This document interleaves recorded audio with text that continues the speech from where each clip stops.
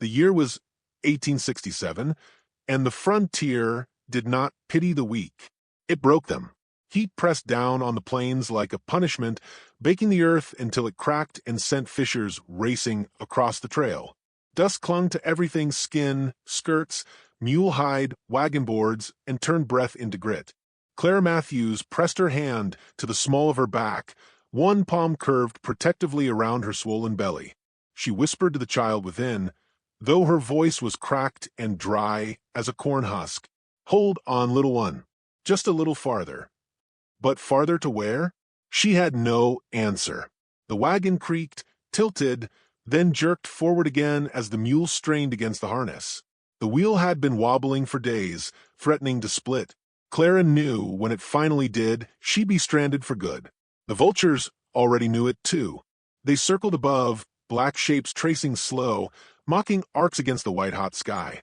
Her dress clung to her with sweat, dust streaked her face, and her boots were nearly worn through.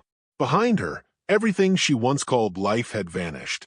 James Matthews, her husband, her protection, the man she thought would carry her through the West, was gone. A railroad accident had seen to that, crushing him beneath steel and timber while men shouted and prayed over the wreckage. 3 months gone, and Clara could still hear the ringing of hammers, still smell the iron and smoke when she closed her eyes. She had not been welcome among his kin after. They had eyes like knives, words like stones, and the final verdict had been cruel but clear. A widow with nothing but a swollen belly was no family of theirs. She had taken what little she could. Her mule, the wagon James had half built, a box of clothes and one battered rifle, and fled their judgment. Each mile, since then, had been a question without an answer. Where did a woman go, alone and carrying another man's child, when the world itself wanted her dead? A shout split the air. Clara snapped her head up, her heart hammering in her throat. 2 men stood on the trail ahead. Their hats were slouched low, coats hanging loose to hide whatever steel they carried beneath. One spat into the dust and grinned wide, showing broken teeth. "Well now," he drawled, "ain't this a sight? A mule, a wagon, and a woman all by her lonesome. Looks like our lucky day." Clara's fingers closed around the rifle stock on the wagon seat. She didn't raise it yet. Her belly made everything slower, clumsier, but the sight of her hand moving was enough to bring laughter from the other man. "You aim that thing, missy, and you'll be buzzard meat before you even cock it." The mule brayed nervously, tugging at the harness. Clara's mouth was dry, words struggling to form. She wanted to beg them off, tell them she had nothing worth stealing. But she saw it in their eyes. They weren't after coin. They were after whatever could be taken. The first man stepped closer, his boots sinking into the dust.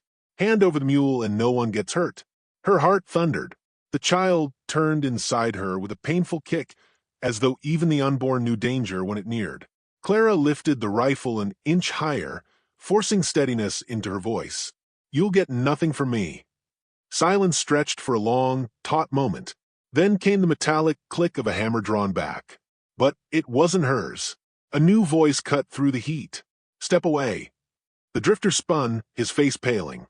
Clara followed his gaze and saw a man standing on the ridge, rifle leveled. Sunlight caught the barrel, throwing a bright gleam into the bandit's eyes. The stranger's stance was calm, steady, like a man who had stood in standoffs before and knew how they ended. His hat was pulled low, shadowing his eyes, but the set of his jaw was sharp, unyielding. "You heard me," he said. "Step away from a wagon." For a heartbeat, no one moved.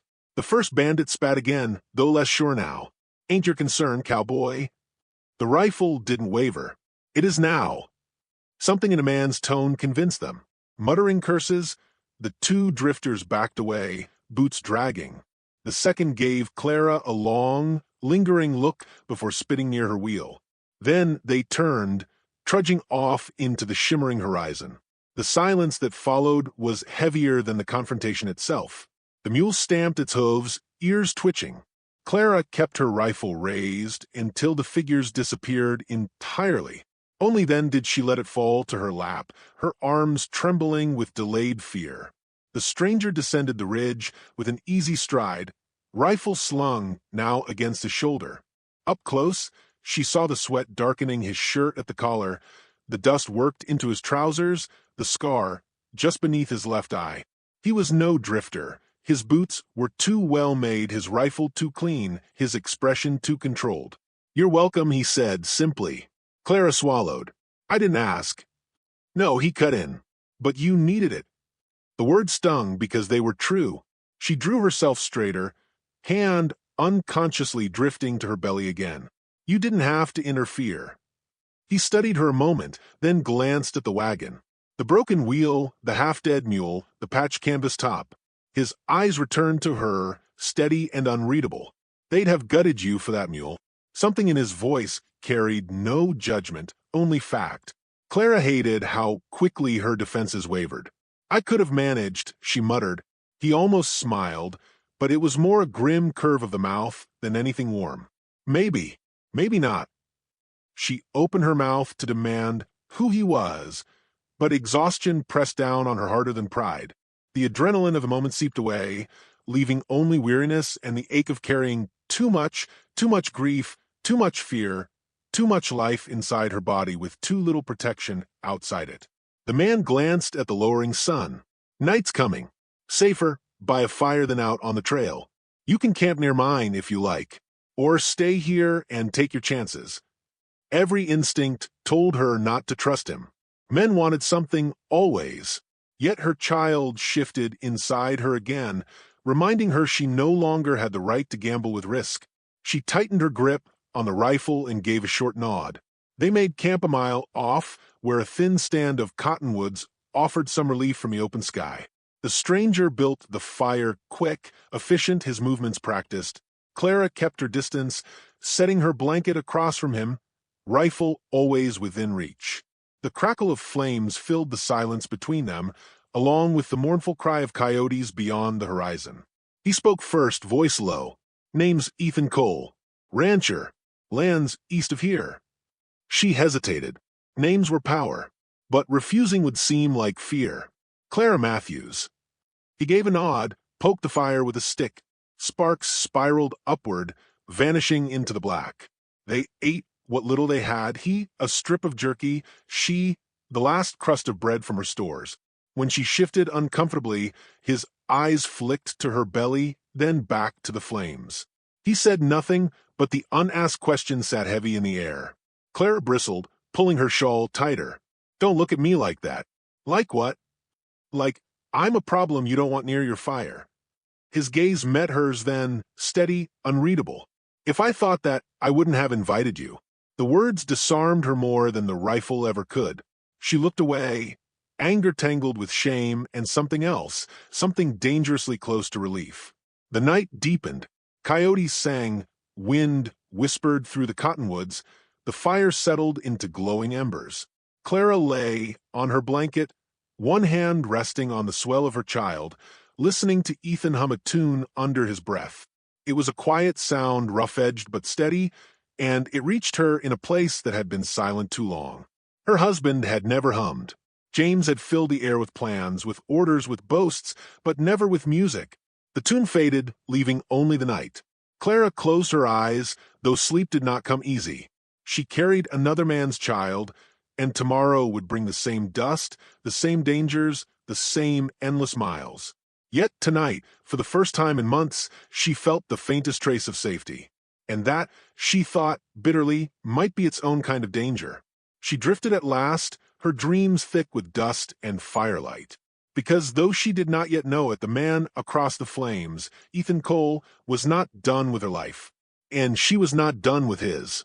Morning came slow, painted in red across the horizon, the prairie waking with the whisper of grass in the wind.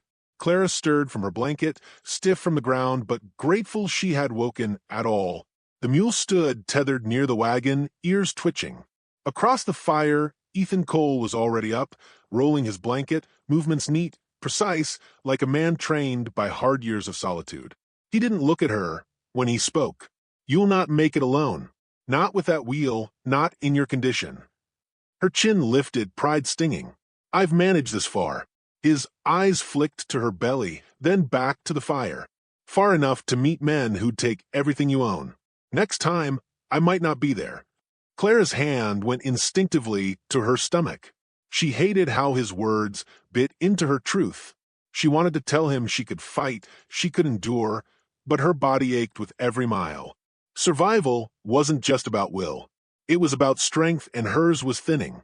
Ethan packed the rifle onto his horse, a sturdy bay gelding that looked as weathered as its master. "My ranch is a day east. You can rest there, get that wheel mended." The offer was simple, but she heard the weight beneath it. A widow accepting help meant owing something. Debt was a dangerous thing on the frontier. "I don't take charity." "Good," he said flatly. "I don't give it. You'll work for your keep, same as anyone." The answer startled her. Not pity, not judgment, just plain fact. He turned his horse toward the trail, then looked back. "Come or don't. Your choice." The decision twisted inside her. Alone meant certain death. With him meant surrendering some part of her guard. She clicked the reins, and the mule pulled the wagon forward behind his horse. The day grew hotter as they traveled. Dust rose with every hoofbeat, clinging to her throat. Clara kept her gaze fixed on Ethan's back, his posture straight, shoulders broad, a man shaped by the land. He rarely spoke, but when he did, his words were weighted, as if silence was his truest companion. By mid-morning, the trail cut through low hills. Ethan reined in suddenly, raising a hand. Clara froze, scanning the ridges. Smoke rose faint in the distance, thin spirals against the sky. "Cheyenne," he muttered. Fear pinched her gut. Stories of raids had carried through every settlement, of scalps taken, wagons burned. Ethan's voice stayed calm. "They won't bother us if we keep east. Don't give them a reason to." Clara clutched the reins tighter. The mule brayed, sensing her fear. For an hour, the smoke trailed them from afar, but no riders came. To ease the silence, Ethan spoke at last. "I once asked a woman to marry me. Thought I could build a life. She chose a banker instead. Easier money, I suppose." Clara blinked at the bluntness of his confession. Men rarely admitted wounds of the heart. "You built your ranch alone then?" He nodded. "Boards cut with my own hands. Cattle bought head by head. A man can build fences as high as he likes, but it won't keep the loneliness out." His words struck something inside her. She wanted to say she understood, but admitting that would be too much like opening a door she wasn't ready to. So she stayed silent, and the trail stretched long between them. By late afternoon, the air shifted. The mule snorted, uneasy. Ethan slowed his horse, eyes scanning. "Bandits," he whispered. The word cut like a blade. From the ridge ahead, 6 riders appeared, rifles glinting. Clara's pulse leapt into her throat. Ethan pulled his horse close to the wagon. "When I say get down." The bandits spread wide, circling. One shouted, "Toss your rifles, and we'll let you live." Ethan's voice stayed steady. "Not likely." Gunfire cracked. Clara ducked, instinctively, as dust kicked up beside her. Ethan fired back, his rifle sharp and deliberate. 2 bandits reeled off their saddles, horses screaming as they bolted. "Down!" Ethan barked, shoving her toward the wagon. Bullets punched holes through canvas. The mule reared, screaming. Clara huddled low, her hands shaking, the baby kicking in her belly like it too fought for air. Ethan's shots rang precise, but more riders pressed in. Clara's eyes fell on a pistol lying in the dust, dropped by one of the fallen men. Every nerve in her screamed to stay hidden, but another voice, the one that had carried her since James's death, demanded action. She scrambled, hands clutching the pistol. Her breath tore in her chest, but she rose enough to fire into the air. The shot cracked like thunder, startling the bandit charging closest. His horse spooked, throwing him to the ground. The tide shifted. 2 of the riders cursed, yanking their reins. The rest, seeing their numbers broken, wheeled their horses and fled, vanishing in a haze of dust. Silence followed, deafening. Clara's ears rang, her hands trembling around the pistol. Ethan lowered his rifle, chest heaving with steady breaths. He glanced at her. No anger, no mockery, just the faintest nod. "You've got grit." Clara sank back against the wagon, tears burning her eyes. She hated that she was crying, hated that fear had dragged them from her. Yet beneath it, something else stirred. A strange pride, because she hadn't just hidden. She had fought.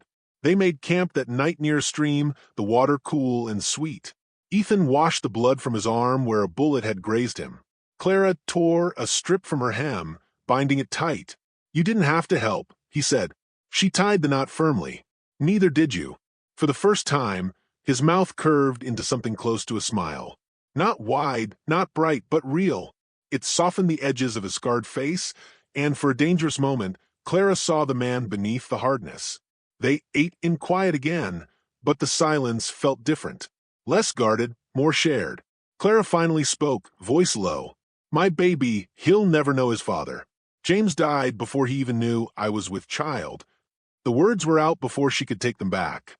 Her chest tightened, as though confession itself were a betrayal.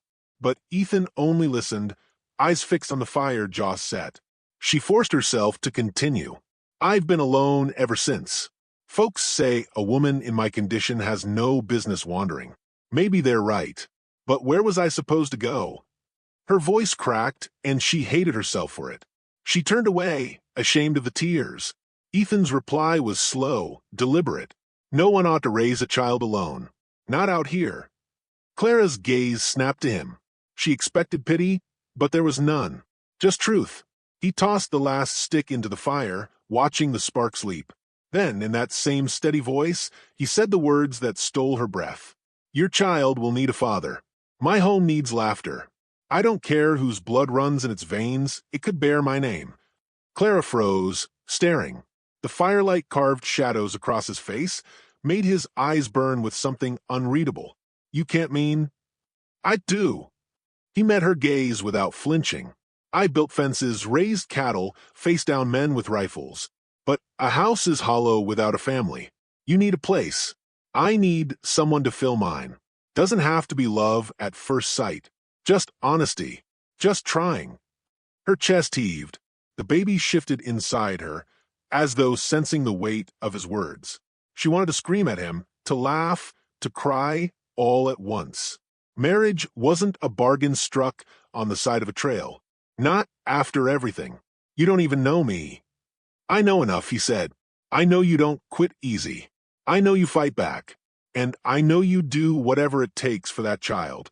His voice softened then, a rough whisper against the crackle of fire. "That's all I need to know." The fire snapped, filling the silence that followed. Clara's thought spun. She should say no. She should refuse, keep her distance. But part of her, a part buried deep under months of grief and loneliness, trembled with longing at the thought of a name, a home, a man who wouldn't turn her away.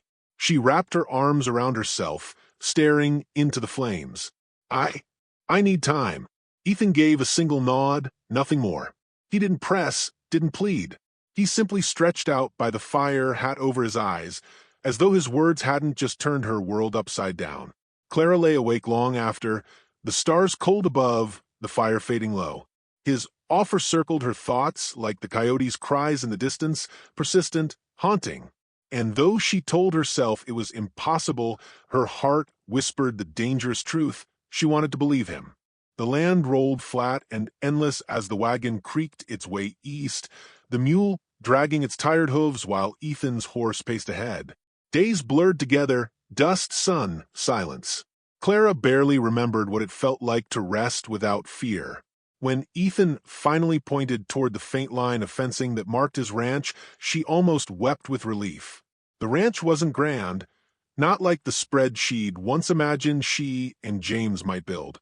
But it was solid, timber corral posts set deep, cattle grazing under the wide sky, a barn that leaned but still held its weight. The house itself was 2 rooms of weathered boards with smoke curling from the chimney. What struck her most was the emptiness. No woman's touch softened its edges. No children's voices filled its yard. Just work and silence.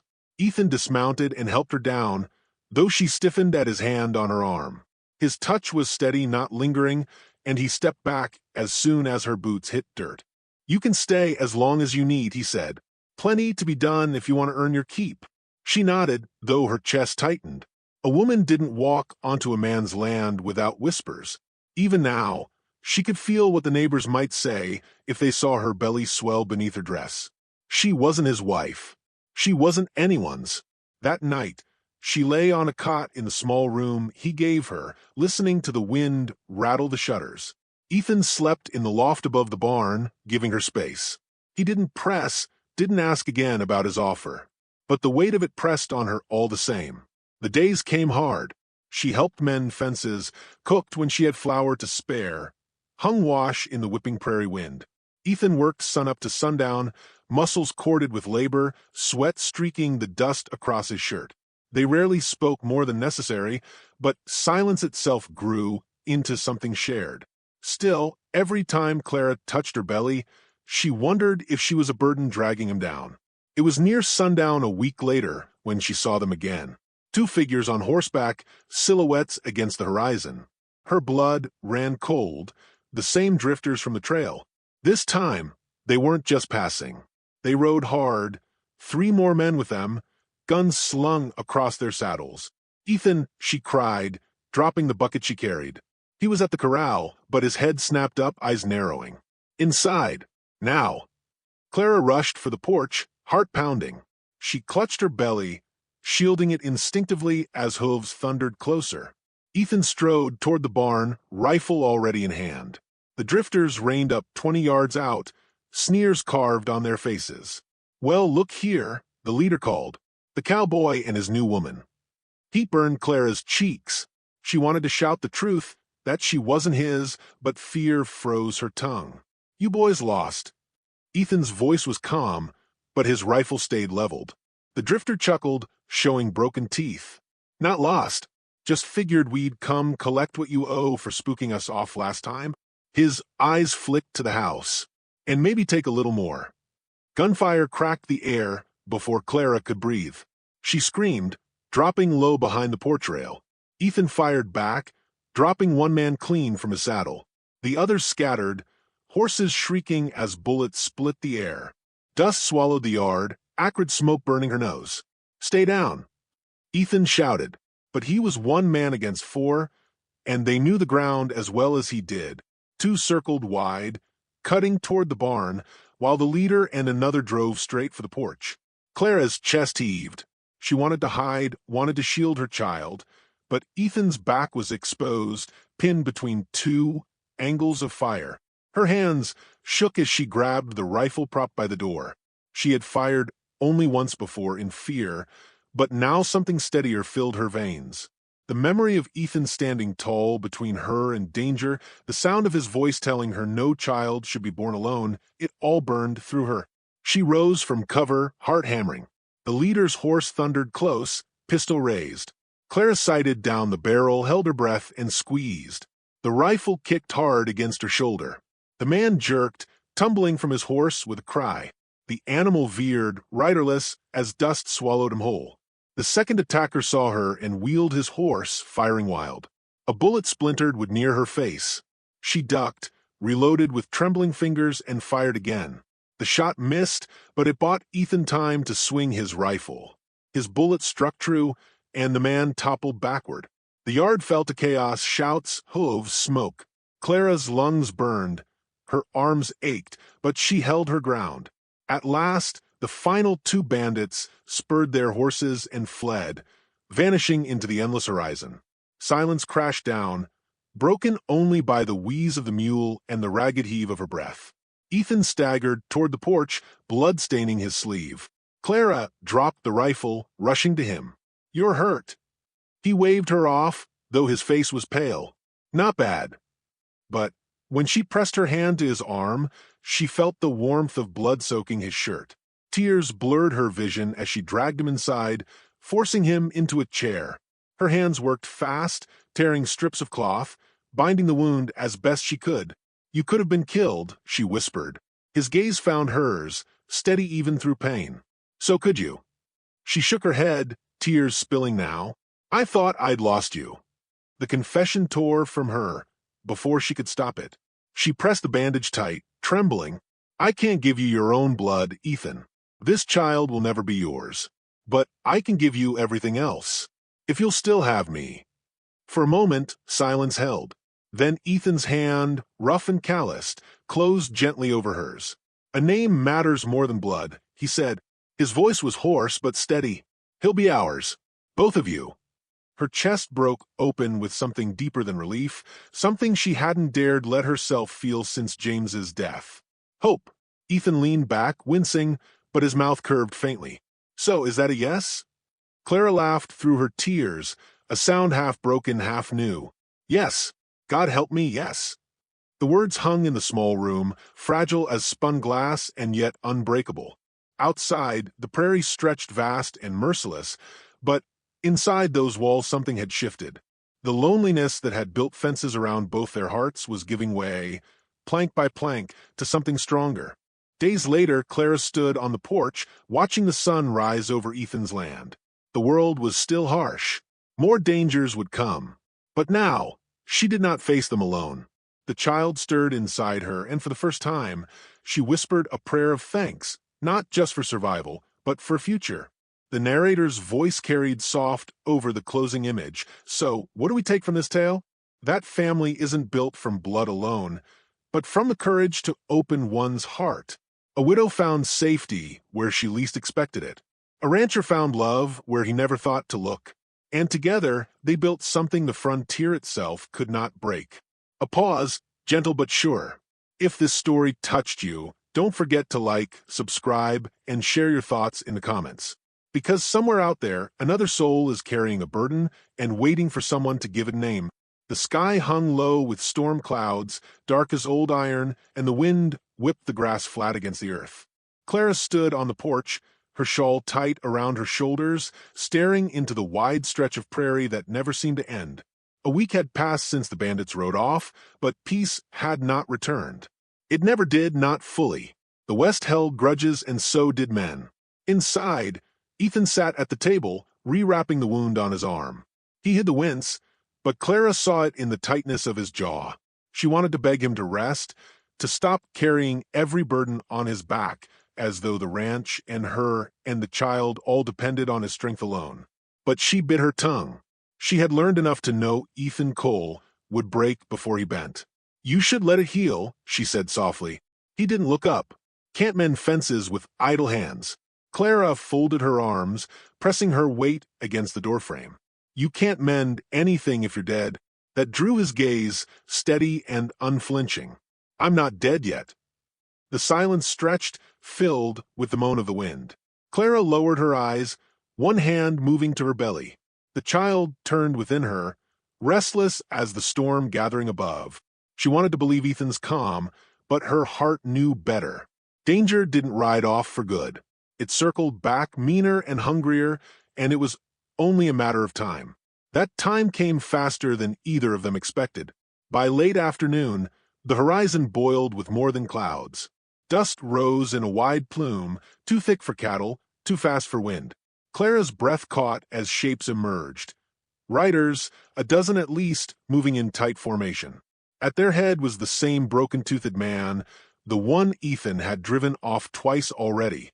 Only this time he hadn't come to scare. He'd come to finish. "Ethan," Clara whispered, voice breaking. He stepped to the porch beside her, his rifle already in hand. His face was stone, eyes narrowing against the distance. "Get inside." No, the word left her lips before she could stop it. She met his gaze, trembling but firm. "You won't face them alone." His jaw clenched. For a moment he looked ready to argue, but something in her stare stopped him. He gave a short nod. "Then stay low." The riders fanned out, their hooves drumming like thunder against the hard earth. Clara's breath came shallow, her fingers digging into the porch rail. She felt the baby press hard inside her, as though even life itself braced for the storm. The leader reined in just beyond rifle range, his sneer wide and certain. "You should have let us take the mule, Cole. Would have saved you a world of trouble." Ethan raised his rifle, voice steady as bedrock. "Last chance. Turn back." Laughter rolled across the yard. The man spat. "Kill him. Burn the house. Take the woman." The charge came sudden, a wall of dust and steel. Shots cracked through the air. Ethan fired, one man tumbling from a saddle, but the others surged closer. Clara ducked behind the porch post, heart pounding, then rose with the rifle he'd left her. Her hands shook, but she forced her breath steady. She aimed not at men, but at horses, knowing fear would scatter them faster than bullets. Her shot rang out, and a horse shrieked, rearing. The rider toppled, his weapon skittering into the dirt. The yard erupted into chaos. Bandits spilled around the house, some circling toward the barn, others charging the porch. Ethan's rifle barked sharp and sure, each shot measured. Clara reloaded, fumbling, praying her trembling fingers didn't cost them both their lives. A rider vaulted from his horse, charging the porch. Clara barely had time to lift the rifle before he was on her hand grabbing the barrel. They struggled, the man's breath hot and foul in her face, his weight crushing her back against the rail. She screamed, twisting, the rifle slipping from her grip. And then Ethan was there, driving the butt of his rifle into the man's temple. The bandit crumpled, blood darkening his hair. Ethan pulled Clara upright, his hand rough but steady on her arm. Inside now. But she shook her head, tears streaking her dust-covered face. I won't leave you. Bullets tore through the air, splintering wood, shattering glass. The mule brayed in terror, breaking its tether and bolting. Smoke and gunpowder burned her throat. Still the riders came, relentless. Ethan dropped to one knee, firing fast and deliberate until his rifle clicked empty. He tossed it aside, drawing the revolver at his hip. Clara scrambled for the fallen rifle, reloading with trembling hands. Her body screamed with fear and exhaustion, but the fire inside her burned hotter. This was her home now, her fight, as much as his. The leader rode close, pistol raised. His voice cut through the chaos. Drop your guns, Cole, or she dies first. Clara froze, the rifle heavy in her hands. The bandit's aim was fixed on her chest. She saw his sneer, the hunger in his eyes, and rage boiled through her fear. Ethan's voice came low, deadly calm. You touch her, you don't live to regret it. The man laughed, pressing his horse closer. Clara's breath hitched, her finger tightening on the trigger. Time slowed, the storm winds howling, the crackle of fire from the barn as it caught a stray lantern, the baby kicking hard inside her. She didn't think, didn't breathe. She fired. The leader jerked, eyes wide, and tumbled from his horse. The shot still rang in her ears when silence swept the yard. The other riders, leaderless now, cursed and scattered, spurring their horses into the horizon. Clara's arms dropped, the rifle slipping from her hands. Her body shook, breath ragged, eyes burning. Ethan crossed the yard in 3 strides, pulling her against him. His arms wrapped tight around her, strong and unyielding, and she buried her face against his chest. It's over, he murmured, voice rough. It's over, Clara. But her tears came anyway, soaking his shirt, her body trembling with the release of everything she had held in since James's death. Fear, grief, loneliness, all of it poured out in broken sobs. Ethan held her, one hand cradling her head, the other splayed across her back. He didn't shush her, didn't tell her to be strong. He simply held on, steady as the earth itself. When the tears finally ebbed, Clara lifted her face, streaked and swollen, to his. I thought we'd die. Ethan brushed a thumb across her cheek, his gaze fierce and tender, all at once. Not while I breathe. Her heart twisted, the walls she had built crumbling with every word, every touch. Ethan, I was so afraid to believe you, to believe in this. But today, her voice cracked. I know now. I don't want to run anymore. I don't want to be alone. His hand found hers, rough fingers closing around her smaller ones. You're not alone. Not ever again. The wind howled, carrying the smoke of the burning barn, the stench of blood and gunpowder. But beneath it, something else rose, hope, fragile but real. Clara pressed her hand to her belly, feeling the child turn once more.